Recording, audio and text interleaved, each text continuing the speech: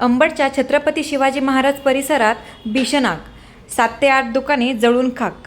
अंबड शहरातील छत्रपती शिवाजी महाराज परिसरात रविवारी भीषण आग लागून पत्र्याच्या दुकानासह परिसरातील 7 ते 8 दुकाने जळून खाक झाली। या आगीत लाखो रुपयांचे नुकसान झाल्याचा प्राथमिक अंदाज व्यक्त करण्यात येत आहे।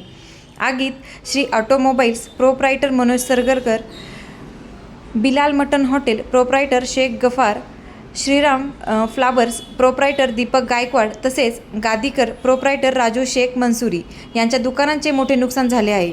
परिसरातील आणखी काही दुकानेही आगीच्या भक्षस्थानी पडल्याची माहिती समोर येत आहे। सुदैवाने या दुर्घटनेत कोणतीही जीवितहानी झालेली नाही।